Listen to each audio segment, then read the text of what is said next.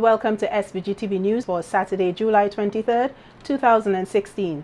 I'm Sharon Garraway with the details. The regional security system yesterday successfully concluded its military training here in St. Vincent and the Grenadines. After 2 months, the participants of the course gained training in human rights, narcotic interdiction, eradication, prosecution, operations during disaster, the handling of weapons, among other things. Speaking proudly at the closing ceremony, Acting Prime Minister Sir Louis Straker expressed his appreciation to the officers from all 6 Caribbean countries for their participation. He reminded them of their duties and stated that the freedom that is in SVG and other islands is primarily because of the commitment of holding peace and safety. You have undergone a rigorous 2.5 months of training, and I'm sure you're happy to return to your various countries and to be of service to those in your countries, member states of the regional security system. Without you, our free society would disintegrate into chaos. Criminal elements would take over. The likes of El Chapo would be running the various countries. You may not receive the accolades and the thanks of the people of your respective countries, but you must bear in mind that when I or others can sleep comfortably, it is because of you. Commissioner of Police Michael Charles, who will also be retiring soon, said that he was honored to have gotten the opportunity to make remarks at the last RSS police training. He shared words of advice to the participants. He also expressed gratitude to having the opportunity of being commissioner. I am indeed honored at this moment to be here delivering brief remarks at the closing ceremony of the Regional Security System Basic Course 1 of 2016. Today, I am addressing my final RSS training course as the Commissioner of St. Vincent and the Grenadines. For in the next 9 days, God's willing, I'll be proceeding on pre-retirement leave.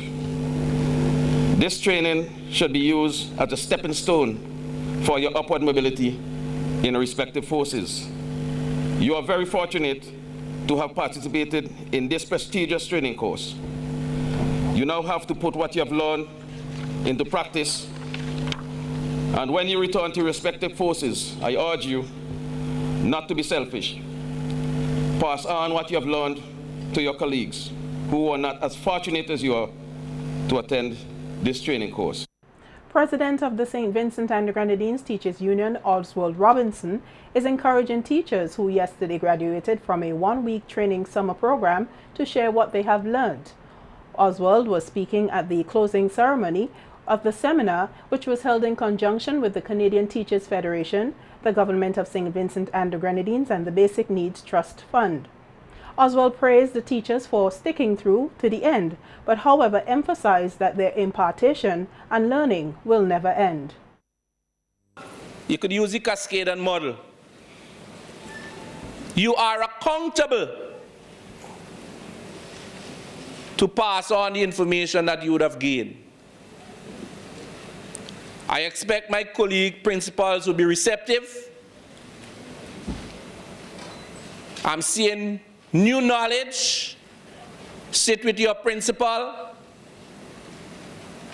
and make sure you have a part to play in the continued professional development. It's an extension of this workshop. So you will go back, sit with your principal and say, well, please allow me to do a training session for the rest of the staff. So you, in your own little corner, could let the light continue to shine. For over 30 years, the government of St. Vincent and the Grenadines and Japan have enjoyed close relations, and this friendship has allowed the government and people of St. Vincent and the Grenadines to benefit through the developmental projects in the sectors of agriculture, fisheries, health, culture, and most recently education, with the participation in the Japan Exchange and Teaching JET program. Speaking at a recent signing of the Disaster Reduction Program sponsored by the Japanese government, Deputy Prime Minister Sir Louis Straker outlined that the JET program sought to provide the opportunity for teaching English in Japan, and SVG first participated in 2013 with successful selection of Darrell Williams, whose one-year contract has been renewed every year since 2013. The JET program provides an excellent platform for Vincentians to gain international exposure and experience, and to develop a greater understanding and appreciation for cultural diversity in Asia. In late 2015, the Ministry of Foreign Affairs, for the second time, successfully secured participation in the JET program. The ministry is pleased to mention that Ms. Natanya Paris has been identified by the government of Japan as the successful candidate who will represent this country as the second participant under the program. In more news, reports are that Vincentian Calypsonian Paul Imad Scrub, who resides in New York, was arrested yesterday at the E.T. Joshua Airport on charges of sedition. Scrub allegedly in December of 2015 made remarks on Facebook that Prime Minister Dr. Alcuin Salve should be assassinated, also his whole family, end of quote. Scrub was here for the carnival festivities for several weeks and was arrested at the departure lounge, and he was about to board a flight back to New York where he resides. Reports are that he is being held at the Central Police Station over the weekend and will appear in court on Monday. A cybercrime bill is currently being drafted in this country. Police reports confirm that 15-year-old Giovanni Sam drowned around the Kittels Clay Valley area in the beach sometime around 12 noon today. The young male, who is originally from Sandy Bay on the windward side, was spending his vacation time in Clare Valley and went fishing with some friends when he met his unfortunate demise. Sam's body was retrieved by the St. Vincent Coast Guard in the Kittels Clay Valley waters, and he was taken to the mortuary after he was pronounced dead. SVG-TV News will bring more on the story as information comes to hand. Denzel Sam, a 30-year-old laborer of Otley Hall, who was originally charged with attempted murder, is now also facing a gun-related charge. Sam is accused of inflicting a single gunshot wound to the body of 26-year-old Dexter Rodney of Rockies in October of 2015 at Lower Bay Street. This resulted in Rodney sustaining a severe injury, which he succumbed to on the 14th of July 2016. Sam was on Thursday escorted to the Police Serious Offences Court, facing the charge of which he is not allowed to plead.